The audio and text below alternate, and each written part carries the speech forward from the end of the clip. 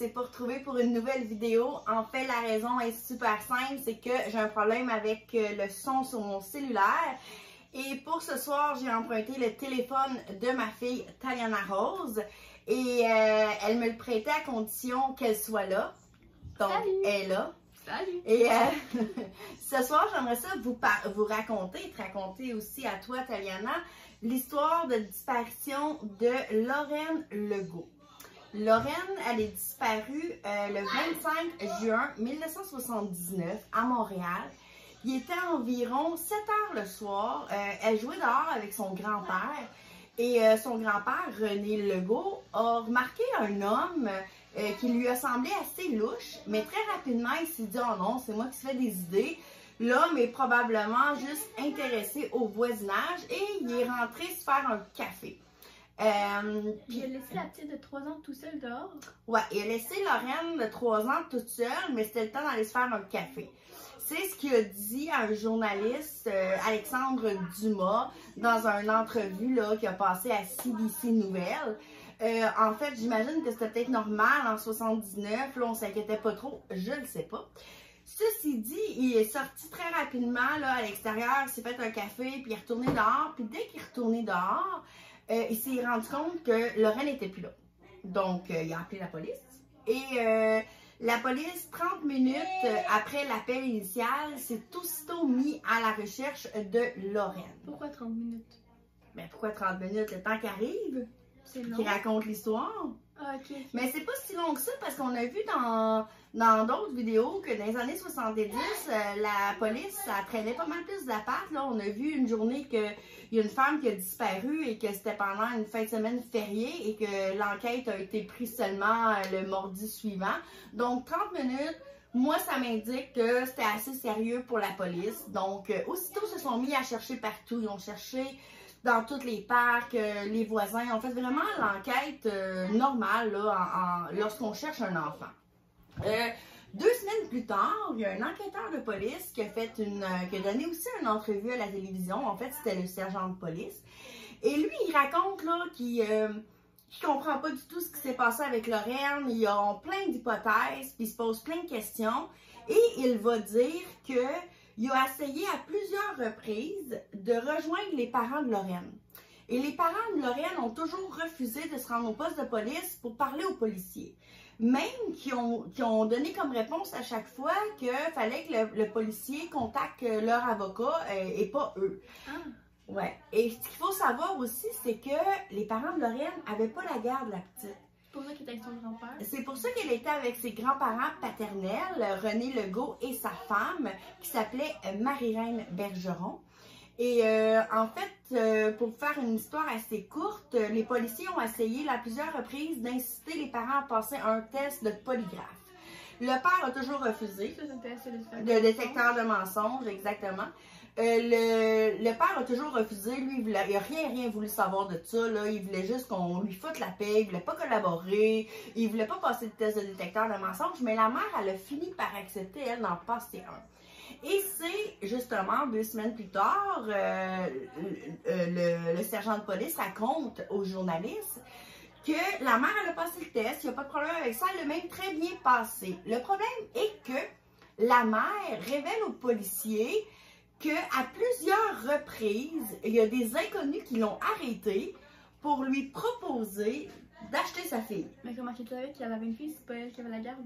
C'est ce que je me demande moi aussi. Comment que cette femme-là a pu se faire proposer à plusieurs reprises d'acheter son enfant quand elle n'avait même pas la garde de son enfant. Et moi, je suis née en 78, donc j'avais 1 an en 79. Et à ce que je sache, mes parents ne se sont jamais fait offrir de m'acheter. Peut-être parce que c'était moi. Peut-être.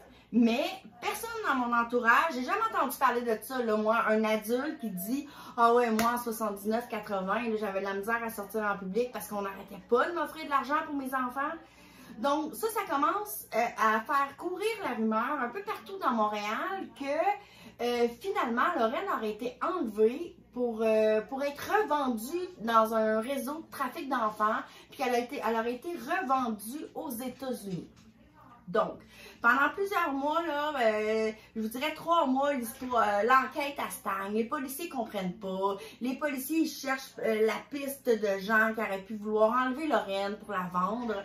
Et peut-être 3 mois après sa disparition, le même sergent de police donne une autre entrevue puis qui dit un point de presse et il dit l'hypothèse que Lorraine aurait été enlevée pour de l'argent. Nous, on écarte ça. Là. On pense pas que ça soit vrai. On pense pas que ce soit ce qui est arrivé à Lorraine. Et on pense pas non plus qu'elle aurait été enlevée pour à peu près 5000 $. Là, la question est d'où est-ce qui sort ce 5000 $-là? Donc, est-ce que ça part des informations que la mère, elle aurait données en disant « Oh, on m'a offert une couple de fois de la vente pour 5000 $? » Moi, en tout cas, ta vie, personnellement, si on m'aurait offert 5000 $ pour toi, j'aurais dit oui. Pas pour tes sœurs, mais pour toi, oui. Okay. Mais moins que ça. Mais plus sérieusement, la police rassure la population puis dit non, c'est pas ça, on cherche d'autres choses. Donc, l'enquête sur Lorraine Legault, 3 ans, continue de se poursuivre. Là. Donc, là, on va demander aux gens si on vu une petite fille. Le jour de sa disparition, Lorraine, elle portait des shirts fleuris. Elle avait un chandail bleu avec un logo de canard. Et elle avait les cheveux blonds aux épaules. Est-ce que je peux poser une question? Oui, tu peux poser une question, mais parle plus fort. Est-ce que, pourquoi, dans le fond, c'était pas les parents qui avaient la garde? Pourquoi les parents n'avaient pas la garde? En fait, ce qui a été dit dans les médias et ce que le grand-père a aussi dit, il dit que c'est parce que les parents essayaient de se remettre sur pied et qu'ils essayaient de se trouver un emploi. Donc, moi, je sous-entends qu'il y a beaucoup d'autres problèmes. Donc, il n'y avait pas d'argent. Donc, il n'y avait pas d'argent. Non, ils se cherchaient un... Toi, tu trouves ça louche, que tu penses qu'il aurait pu accepter, Je trouve ça louche que la mère, mettons, elle se promène dehors sans son enfant, puis qu'on lui propose 5000 $ pour l'acheter, quand ils savent pas qu'elle a un enfant, puis qu'ils n'ont pas assez d'argent, ils doivent avoir d'autres problèmes, mettons... de consommation. Ouais, des choses comme ça, puis qu'il n'y avait pas assez d'argent, donc c'est juste louche, là. Mais c'est très louche. De toute façon, cette histoire-là, moi, là, que la mère affirme... Puis elle fait pas juste l'affirmer, là, parce que dans le fond, en théorie aussi, elle a passé un test de détecteur de mensonges. Ouais. Donc, c'est super légitime de croire que la police a validé cette information-là. Fait que dans le fond... détecteur de mensonges, c'est sûr que c'est vrai. Fait que moi, c'est sûr que quand je lis ça, la première affaire que je me dis, c'est la mère l'a vendu. Ça, c'est sûr et certain. C'est mon hypothèse première. Mais là, c'est ce qui était disponible, mettons, au grand public facilement si on voulait faire une recherche. Mais là, moi, je me disais qu'il y avait quelque chose qui ne fonctionnait pas dans cette histoire-là. Donc, j'ai continué à faire plus de recherches. Et c'est là que j'ai découvert quelque chose de super intéressant. Est-ce que tu es au courant, toi? Probablement pas, mais qu'il y a 2 enfants qui ont disparu 8 mois plus tard à Montréal.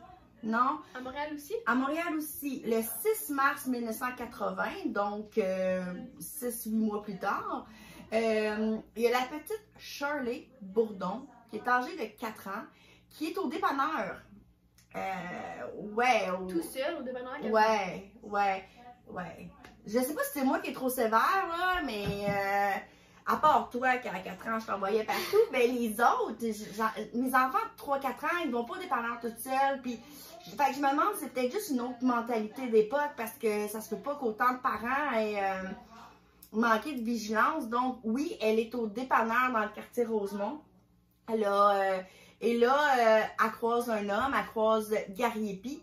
Là, malheureusement, pendant que je te parle, j'ai un blanc à propos de son prénom. Fait que je vais l'appeler Gary Epi, l'homme que je vous parle, puis je vais vous mettre le prénom dans le bas. Donc, elle croise Gary Epi pendant qu'elle a un marshmallow dans la main et un chocolat dans l'autre. Et des témoins vont avoir vu Shirley Bourdon partir dans les rues en étant traînée par un homme dans la trentaine avec les cheveux blonds. Donc, pendant des jours et des jours, on cherche Shirley Bourdon. Personne ne sait elle est où, elle est complètement disparue. Et ce n'est que 2 semaines plus tard, il y a un autre petit gars qui disparaît. Lui, il a 5 ans. Ça fait 3, 4, 5. Oui, ça fait, dans le fond, dans le même 8 mois, il y a Lorraine Legault, 3 ans, qui a disparu. Et là, dans la même période, 8 mois plus tard, dans la même période de 2 semaines, il y a Shirley Bourdon et il y a Yannick Geoffroy, 5 ans, qui disparaît. D'accord? C'est louche. Aussitôt qu'il disparaît, là, la mère, elle multiplie les appels, elle rejoint les médias, elle cherche son fils. Là, elle met des avis de disparition, comment il est habillé, puis elle cherche son fils. Donc là, il y a de plus en plus de gens dans la journée qui disparaît qui sont au courant qu'il y a un petit garçon qui a disparu. D'accord? Ce n'est qu'une semaine plus tard que l'information sort dans les médias qu'il y a un homme qui a été arrêté. Il y a Gary Epi, qui est dans la vingtaine, qui est arrêté, qui est apporté en interrogatoire par les policiers de Montréal. Et aussitôt, lui, il avoue. Il n'y a pas de problème avec ça. Direct comme ça. Direct comme ça. Parce que ce que tu dois savoir, Taliana, c'est que Gary Epi, il a l'âge mental de l'enfant de 8 ans. Okay? Donc, j'imagine qu'il n'est pas dans la dynamique de manipuler, d'être plus brillant que la police pour cacher son crime. D'accord? Donc, pourquoi on arrête Gary Epi? C'est super simple. Quand le petit Yannick Geoffroy disparaît, le même jour, il y a un chauffeur d'autobus qui appelle la police et qui dit qu'il a vu un homme marcher sur le pont Jacques-Cartier avec un enfant, en traînant un enfant. Il faut savoir qu'on est au mois de mars et qu'il fait très froid. Il va marcher où? Sur le pont Jacques-Cartier. C'est le pont qui est vraiment haut. C'est un pont, c'est un pont assez important à Montréal et c'est même un pont là, qui a connu un gros taux de suicide. Il y a même, à un moment donné, il a fallu qu'on installe là, des parois, là, des anti-suicides parce que c'était le réflexe numéro 1 des gens suicidaires là, de se rendre sur ce pont-là. Donc, le chauffeur de taxi, Taliana, lui, ce qu'il dit, c'est qu'il a vu un homme marcher, traverser le pont Jacques-Cartier en traînant un enfant. Et qu'un peu plus tard, je ne sais pas s'il revenait, le chauffeur de taxi ou quoi que ce soit, il dit qu'il a revu l'homme retraverser en sens inverse, mais toute seule. Ok, mais il est où l'enfant? Lui est où l'enfant? Lui, c'est exactement ça qu'il s'est dit. Donc, il a contacté tout de suite les policiers qui ont commencé à faire un lien avec le petit Yannick, puis ont commencé à chercher. Et ce n'est que le lendemain, quand juste avant que Gary Epi soit arrêté, il y a un policier qui, figurez-vous, écoutez bien ça. Il y a un policier qui va dire, ah ben ouais, moi aussi je l'ai vu, lui, sur le pont hier. Un policier. Et qui va dire, je l'ai vu jeter de quoi? Barre en bord du pont. Mais moi, je sais pas c'est quoi, mais moi, je l'ai vu. Je l'ai vu, le gars, le chauffeur de taxi. Mais pourquoi il l'a pas arrêté? C'est illégal en plus, jeter des affaires par le fond. Que ce soit un enfant ou un objet, c'est illégal, jeter des affaires dans l'eau. Moi, je suis pas ici pour répondre à tes questions, Taliana. Je suis ici pour raconter une histoire. Ok, j'en ai parlé. Non. Fait que pourquoi est-ce qu'il n'a pas arrêté le policier? C'est exactement ce que je me suis demandé. Pas longtemps après la déclaration du policier, il y a un chauffeur de taxi. Non, c'est un banlieusard, quelqu'un qui s'en allait. Banlieusard, qui s'en allait simplement traverser le pont pour aller où est-ce qu'il voulait. Et lui, ce qu'il va dire au policier, il va dire, écoutez, moi, hier, j'ai vu un homme sur le pont Jacques-Cartier jeter un humain par-dessus le pont. Il dit, je suis sûre à 1000% que c'est un être humain qui l'a lancé parce que j'ai vu ses pieds. Je peux pas dire que c'est un enfant, un adulte, une fille, j'ai vu des pieds. Je l'ai vu. Puis là, la police, elle va dire, pourquoi vous attendez jusqu'à aussi tard pour venir nous le dire? Et lui, il va dire, j'étais tellement en état de choc que j'ai pas été capable de parler. J'ai eu besoin. C'est juste qu'un matin, je me suis dit, oh mon Dieu, je suis pas fou, puis j'ai pas rêvé ça, je dois aller voir la police.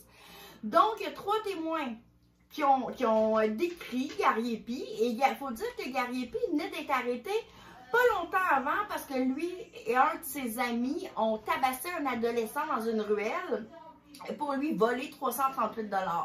Donc, probablement qu'avec la description ou quoi que ce soit, les policiers, bref, ils ont quand même identifié rapidement Gary Epi. Ils l'ont emporté au poste de police. Lui, il a avoué. Mais ce que Gary Epi va dire, c'est que il l'a échappé. T'sais, il va juste dire qu'il a échappé l'enfant en bas du pont. Sur le pont. Qu'est-ce qu'il faisait sur le pont? Mais là, lui, lui, il dit pas là. C'est pas là qu'on a une hypothèse de ce qu'il faisait sur le pont. C'est un petit peu plus tard. Donc là, non, c'est correct. Donc là, les policiers, eux, ils vont chercher le corps. Ils ont mis le corps. Ben, tout de suite, les policiers, là, ils font comme, ah, OK, on pense que t'as aussi rapport avec... la petite fille 4 ans. La petite fille 4 ans, Shirley Bourdon, mais ils font pas tout de suite le lien avec Lorraine, dans le fond. Gary Epi, lui, il est super clair. Pour Yannick, c'est lui, il l'a lancé, mais pour la petite fille, il tombe un peu dans un mutisme, fait que ses aveux sont pas recevables. T'sais, il n'y a pas la confirmation qu'il a fait ça aussi pour Shirley, mais pour Yannick, c'est clair. Oui, il est en bas du pont. Puis, tu sais, il va dire que il s'est senti poursuivi. Fait qu'il a eu peur, il était avec l'enfant, puis là, il l'a lancé en bas du pont. Bref, les policiers continuent à chercher le corps des 2 enfants. Celui de Yannick Gary Epi est retrouvé en premier.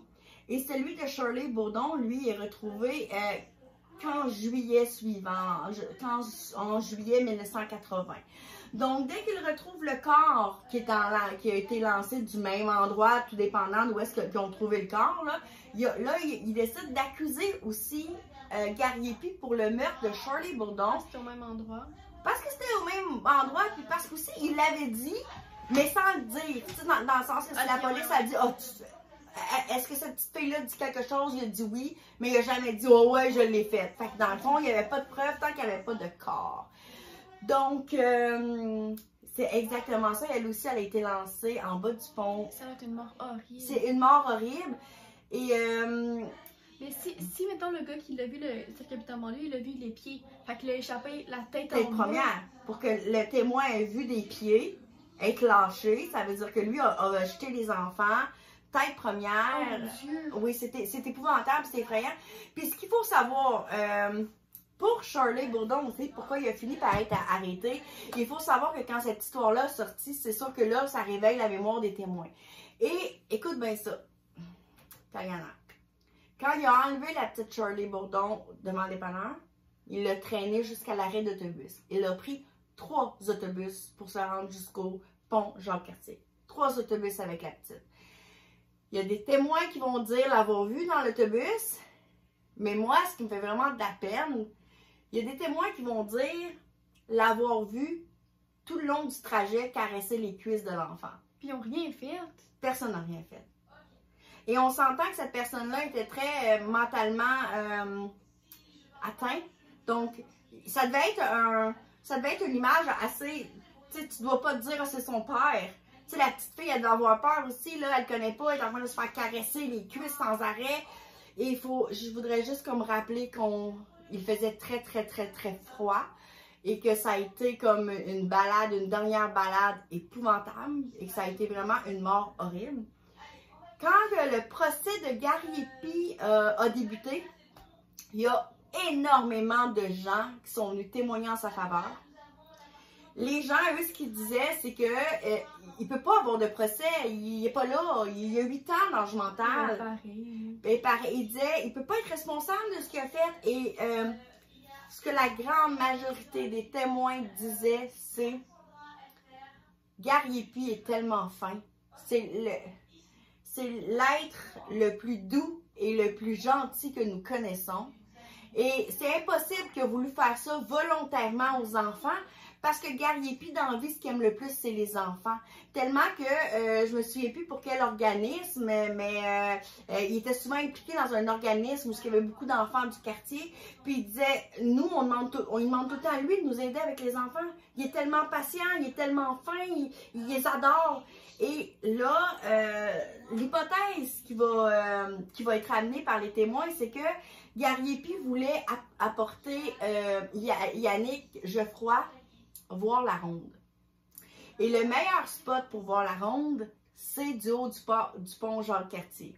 Fait que lui, il a kidnappé un enfant. Mais non, il l'a pas kidnappé. Les témoins, ce qu'ils disent à sa défense, ils disent, vous comprenez pas, il n'a pas kidnappé d'enfant. Il a voulu jouer avec lui, comme vu qu'il y a 8 ans d'âge mental, il a voulu lui dire, hey, je vais te montrer la ronde, tu vas voir, viens voir la ronde, en étant sincèrement désireux de lui montrer la ronde. C'est comme un monsieur qui dit viens voir mon chien, j'ai un chien, j'ai un beau chien. Ouais, mais que non, lui c'était vraiment pour partager ça, pour le rendre heureux. Et que vu que la meilleure place pour voir la ronde était le pont Jacques-Cartier, qui aurait voulu soulever l'enfant pour lui dire regarde, Par les et pieds? qu'il l'aurait échappé. Par les pieds. Ben c'est ça qui marche pas. C'est ça qui marche pas. Même si c'est un lacet, puis il s'en est par tomber, il aurait rattrapé par les pieds. Non mais c'est ça, puis Ça- pas deux ça- fois. Oh, c'est ça, ça marche même pas. Tu t'apportes pas deux enfants qui tu les jettes. Donc, finalement, il n'y a pas eu de procès. Hein? Non, il n'y a pas eu de procès parce qu'un juge l'a déclaré non mentalement apte à avoir un procès. Ok, fait que les parents qui ont perdu leur enfant et tout, il se passe rien. Non. Parce que ça serait bien trop facile de faire seulement que t'es mentalement réduit. Ouais. Fait qu'il est envoyé dans un hôpital psychiatrique. Il a été envoyé à Pinel. Pas Pinel, c'est-tu Pinel? Pinel, c'est pas loin d'ici. Mais non, Pinel, c'est pas loin d'ici. Il a été envoyé dans un hôpital psychiatrique et finalement, il n'y a pas eu de. Il n'y a même pas eu de procès. Il n'a pas été acquitté, là. Il n'y a pas eu de procès. Il a passé sa vie en hôpital Je psychiatrique. peux pas vous dire s'il a passé sa vie dans un hôpital psychiatrique. J'ai essayé de le trouver. J'ai essayé de trouver parce que je sais qu'il y avait des frères et sœurs. J'ai essayé d'avoir un peu d'indices, mais je n'ai pas trouvé de lien. Je n'ai pas trouvé d'avis de décès non plus. Donc, j'ai rien trouvé. Ce que je peux vous dire, je peux continuer l'histoire de Lorraine si tu veux. Parce que faut pas oublier que la petite Lorraine, 3 ans, qui a disparu le soir du 25 juin 1979, elle n'a jamais été retrouvée.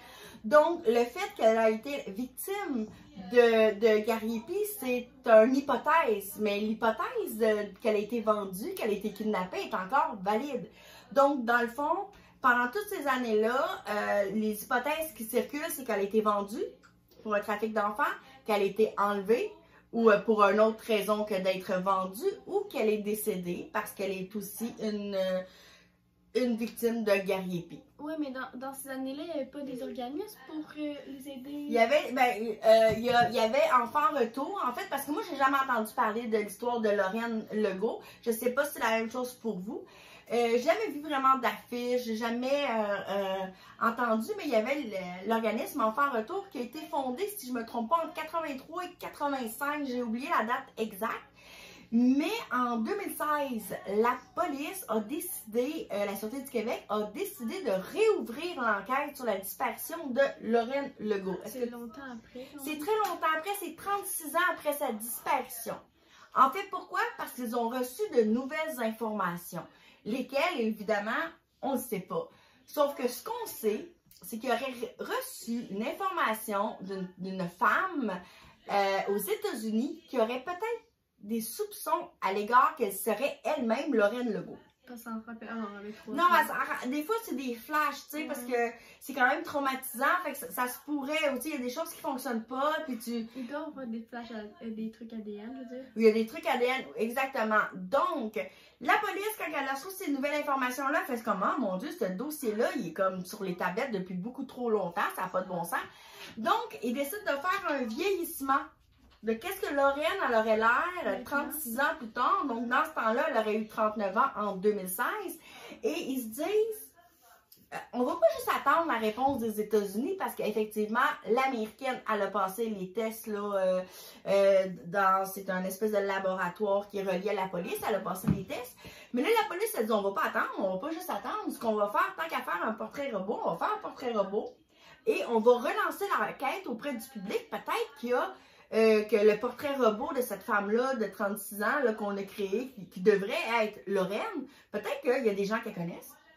Ou peut-être qu'il y a des gens qui vont dire « Hey, moi, ça me dit de quoi cette histoire-là, me semble, là, tu sais. » Donc, là, ils font les portraits robots et le premier réflexe de la police dans une histoire de disparition d'enfants, c'est évidemment d'aller voir l'organisme Enfant Retour pour leur demander de collaborer avec eux.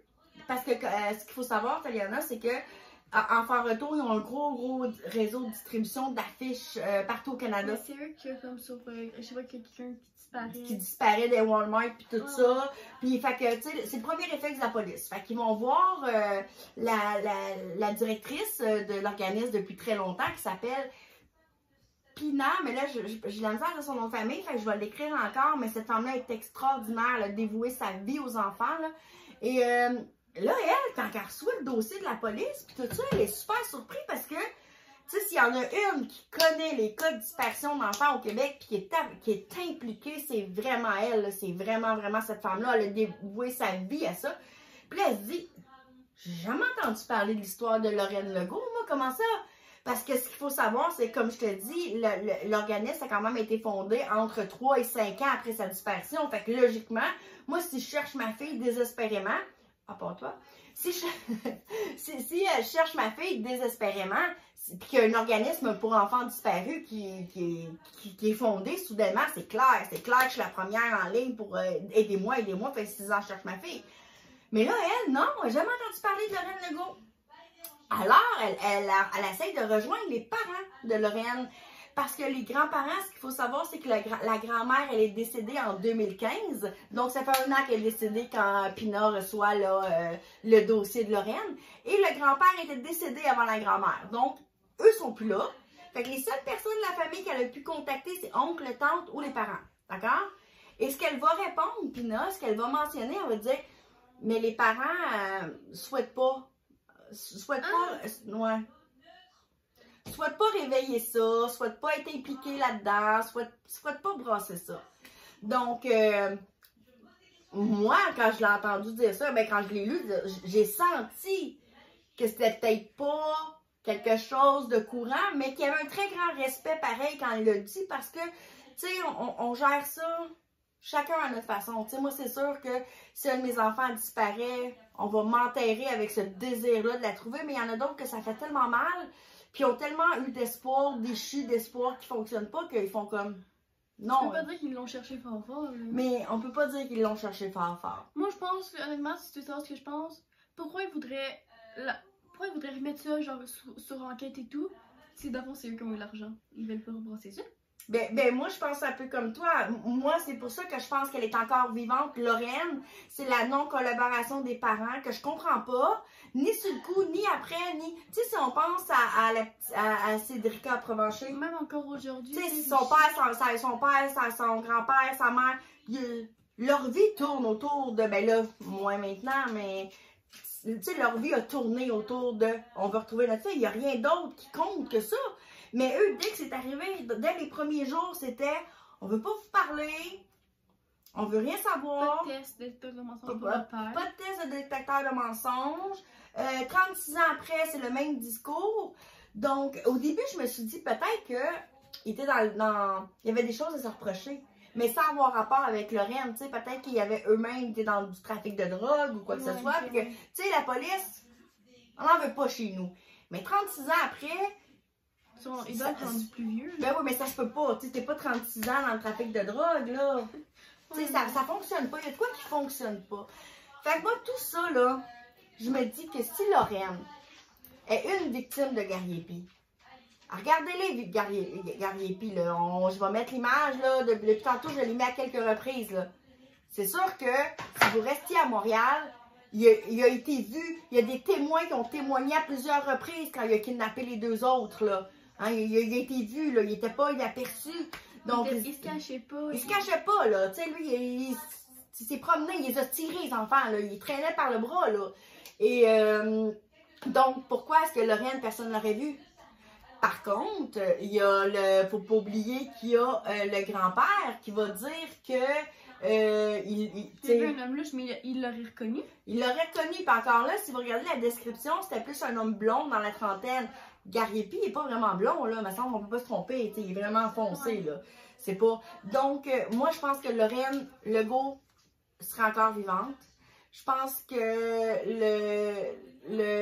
excusez, c'est parce que ma fille de 8 ans vient de rentrer en me faisant des signes. Oui, prends-les mon téléphone, non, mais après ça, c'est les dodos. Excusez. Et je vais juste attendre qu'elle sorte. Parce que... Ça, on le coupera. Ouais, parce que je veux pas parler d'affaires comme ça devant... On le coupera dans la vidéo. Mais si je veux pas le couper, je vais garder de parler trop. Moi, je suis pas dans le coupage. Moi, je suis comme... Donc, OK, je vais juste répéter en terminant. Moi, je pense que Lorraine Legault est encore vivante. Lorraine Legault, dans le fond, elle a 2 ans de plus que moi. Fait qu'elle aurait comme 22 ans en ce moment. Fait que... Lorraine, elle aurait 44 ans en ce moment. Donc, je pense que c'est encore possible de faire quelque chose, tu sais. Puis c'est pas nécessairement pour la ramener à ses parents, parce que moi, je pense que ses parents... Mais ils sont pas rendus vieux, ils sont rendus vieux. Méritent pas. J'ai pas... C'est impossible même d'avoir le nom des parents. J'ai jamais vu ça dans une enquête, autant que des parents se cachent autant, puis qui... Jamais vu ça. Jamais vu ça. C'est louche. Mais c'est louche. Mais moi, tu sais, si jamais la famille écoute, je veux pas que vous pensiez que je les juge. C'est sûr que, tu sais, je me dis que c'est vraiment étrange. Mais encore là, les gens ont souvent leurs propres raisons pour faire ce qu'ils font. Ceci dit, ce que je veux dire, c'est que c'est pas nécessairement pour la retourner à ses parents, tu sais, mais c'est pour à sa famille élargie, puis même pour sa propre identité, tu sais. T'imagines-tu ce que ça pourrait faire de savoir que, tu sais, tes parents, c'est pas tes parents, mais en plus, t'as été enlevé, là. C'est peut-être toi. Non, c'est pas moi pantoute. Et c'est exactement... Donc, c'est pour ça que je pense que c'est hyper important de partager l'image de Lorraine Legault, d'essayer de donner un petit peu de feu à l'enquête, là, parce que moi, je pense qu'elle est à quelque part. Moi, je pense qu'elle n'est pas décédée. Je pense que Gariepi, si c'était lui, il n'a pas la capacité mentale pour être capable de faire un crime, de le cacher, de ne pas avoir de témoin, d'être capable de bien cacher le corps, qu'il ne soit jamais retrouvé en 39 ans, parce que ça fait 39 ans. 39 ans plus 3 ans, mon calcul ne marche pas. J'ai pas 42, regarde. 42. T'as pas eu 43?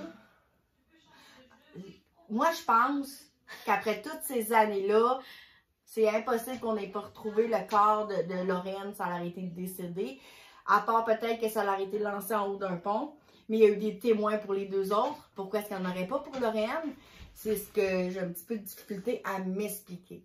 Sur ça, je suis très curieuse de savoir ce que vous en pensez. Vous, est-ce que vous pensez que Lorraine a été enlevée par un étranger? Est-ce que vous pensez qu'elle a été vendue par ses parents? Ou par Gariepi. Ou est-ce qu'elle a été kidnappée comme les deux autres par Gariepi ou par un autre fou qui aurait probablement pu mettre fin à sa vie? C'est une histoire qui me bouleverse vraiment beaucoup. Puis depuis que je fais mes recherches, j'ai énormément de difficultés avec l'image des enfants qui sont lancés en bas d'un pont, tu sais.